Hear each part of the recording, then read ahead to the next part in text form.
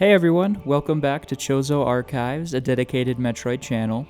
Today I'm going to be ranking all of the bosses in Metroid Prime 2 Echoes.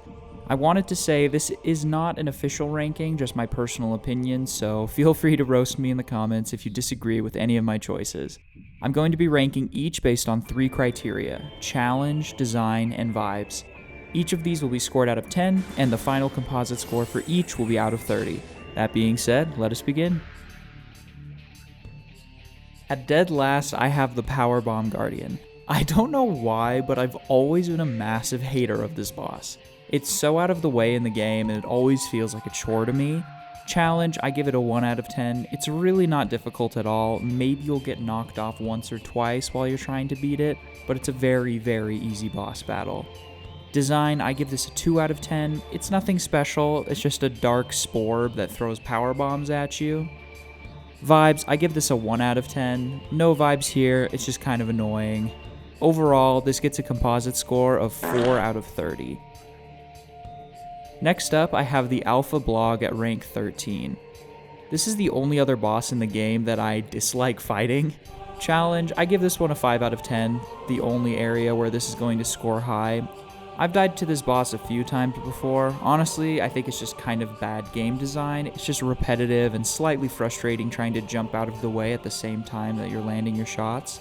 Design, I give it a 1 out of 10. I think it's really ugly, I'm just going to be completely honest. Vibes, 1 out of 10 as well. I always dread fighting this boss when I get to it. Composite score, this gets a 7 out of 30.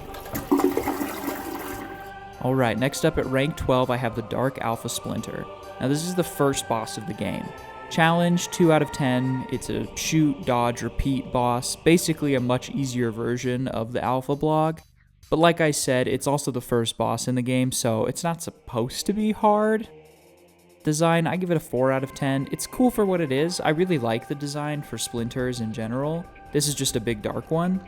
Vibes, I give this one a 4 out of 10. It's a decent intro to the dark ether world bosses, and it's a good first boss for a game. Composite score, this gets a 10 out of 30. Next up at rank 11, I have the Jump Guardian. Challenge, this one gets a 3 out of 10. The difficulty really comes from fighting the camera and gravity, but overall it's not that difficult. Design, this gets a 6 out of 10. It's not bad, it just looks like a fancy warrior ring, which I think look pretty awesome, so... Vibes, I give this one a 4 out of 10. The last quarter of this boss fight is a little bit annoying when he starts spam jumping everywhere, but overall it's a fun boss. Composite score, he gets a 13 out of 30. Next up I have the Bomb Guardian. Challenge, I give this one a 3 out of 10. It's really not hard, just a lot of strafing around to shoot it in the butt. Design, this one gets a 7 out of 10. I don't know why, I really like how this one looks a lot. I guess it's just kind of a unique look. In my opinion, it's one of the cooler designs for a light ether creature turning into a dark ether creature. Vibes, I give this one a 5 out of 10. Hot take, I really like A Gone Waste in general, and this is the first boss in the area, and I think it's a good introduction.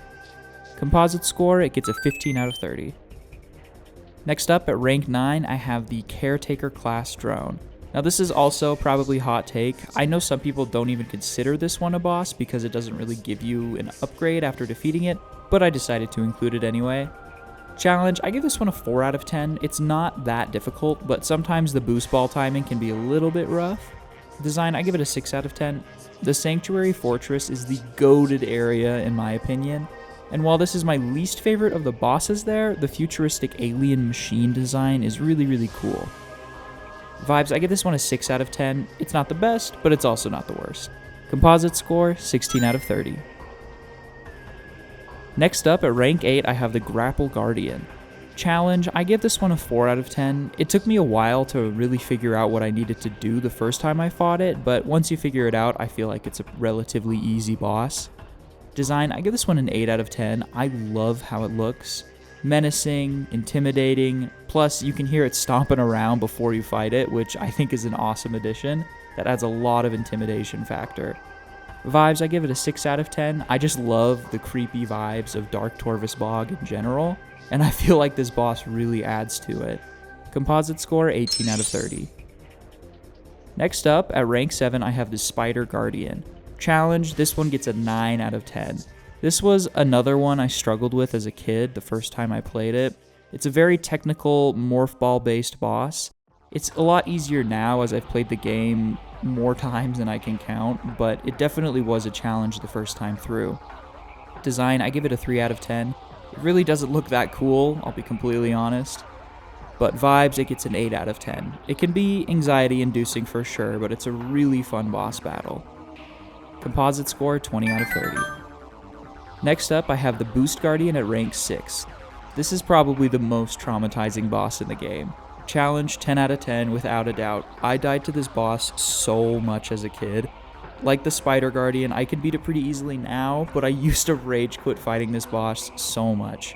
Design, I give it a 6 out of 10. It looks exactly the same as the Jump Guardian. Vibes, 7 out of 10. While sometimes enraging, it's a great boss battle at the end of the day. Composite score, I give it a 23 out of 30. Alright, now to the top 5. At number 5, I have Amorbus, which is basically a fight against 3 Alaskan bullworms. Challenge, I give it a 7 out of 10. It's really not the hardest boss battle ever, but it can be a little bit difficult for first time players, especially when Amorbus knocks out the light crystals. Design, I give it an 8 out of 10. It's a giant worm with glowing eyes. I think it looks pretty cool. Vibes, I give this one a 9 out of 10. The soundtrack is so good. The atmosphere is great. I love this boss. Composite score, 24 out of 30. At rank 4, I have Chica. I had a really hard time deciding if I liked Chica or Amorbus more, but ultimately I had to give it to Chica. Challenge, I give it an 8 out of 10. Multiple phases make this fight memorable and pretty difficult at times. Design, I give it an 8 out of 10. The ugly larva turns into a beautiful butterfly. I really like how it looks. Vibes, I give it a 9 out of 10. Again, the soundtrack is so good. You'll hear me say that for the rest of the rankings, but the music in this game is just absolutely perfect. I also love the setup for the fight with the poison water flooding the arena. Super cool addition. Overall, a fantastic boss fight. Composite score, 25 out of 30. Alright, now to the top 3. To kick it off, I have Emperor Ing in 3rd place. Challenge, I give this one an 8 out of 10. Emperor Ing is the Ing's most powerful warrior, and like the Chica, it has multiple phases. Granted, it is pretty easy to beat when you spam it with super missiles and the Annihilator beam, but it can be decently difficult when you run out of beam ammo and missiles, especially the first time you play the game. Design, I give this one a 9 out of 10. I love how menacing and big it is in its final form. Plus, it's got a glowy mouth like It the Clown, which is pretty sweet. Vibes, I give this one a 10 out of 10.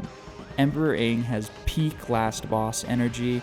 Again, the soundtrack is so good, and it just really wraps up the fight against the Ing perfectly.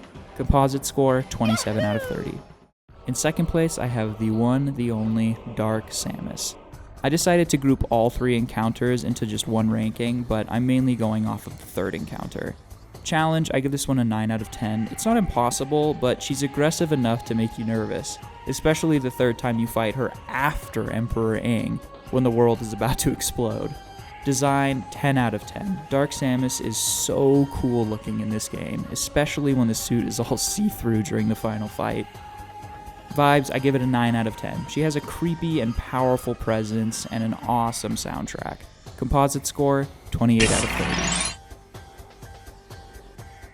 Alright, and that just leaves number 1. My favorite boss in Metroid Prime 2 Echoes, without a doubt, is, you guessed it, Quadraxis. Challenge, 10 out of 10. It has not 1, not 2, but 3 phases. A bunch of different attacks, some of which I still haven't figured out how to dodge, and no light crystal zones. Needless to say, Quadraxis has killed me many times. Design, 10 out of 10. It's a massive alien machine infected with Ying. It looks awesome. I remember seeing it as a kid for the first time and being absolutely terrified to fight it. Vibes, I give it a 10 out of 10. This is not a fight, it's an experience. Once again, the soundtrack is killer. It almost has like an ancient presence to it that makes the battle feel so much more cinematic and terrifying. When you finally beat Quadraxis, it feels like you've really conquered something great, and the cherry on top is when Samus aura farms at the end with this pose. Composite score, perfect 30 out of 30. Well, there you have it, you guys. my official ranking of all of the bosses in Metroid Prime 2 Echoes. Thank you for watching. Make sure to let me know in the comments where you think I went wrong, and I'll see you next time.